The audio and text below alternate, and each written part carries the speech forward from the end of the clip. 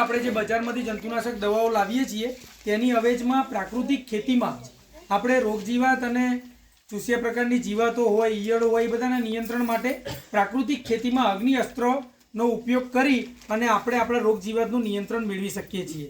તો સૌપ્રથમ તમને અગ્નિ અસ્ત્ર બનાવવા માટે જે સામગ્રી જોઈએ છે તો આ આદુની ચટણી લીધી છે, ત્યાર પછી તમાકુનો ભૂકો છે, આ લસણની ચટણી છે, ત્યાર પછી તીખા મરચાંની ચટણી બનાવી છે અને લીમડાના પાંદડાની ચટણી છે અને ગૌમૂત્ર।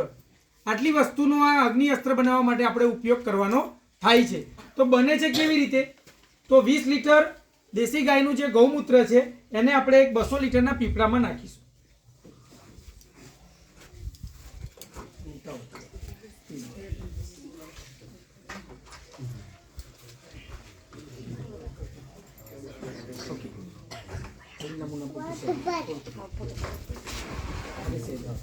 આપણે આ 200 લીટરનું પીપળું છે, માનો કે એની અંદર આપણે આ ગૌમૂત્ર નાખ્યું, બરાબર છે, બરાબર છે।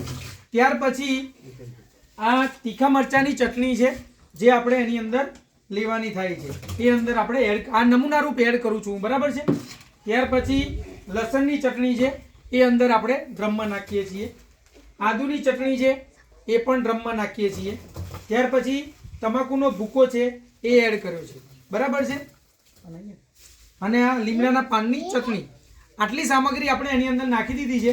પછી આ જે મિશ્રણ છે એને આપણે ગેસ ઉપર અથવા ચૂલા ઉપર ગરમ પાણી ઉકાળી અને એમાં એક ઉકાળો આવવા દઈએ છીએ, ત્યાર પછી ઠંડુ થઈ જાય એટલે એને ગાળી અને 6 થી 8 લીટર દવા છાંટવાના પંપમાં નાખવાનું છે અને પંપ આખો પાણીથી ભરી દેવાનો છે।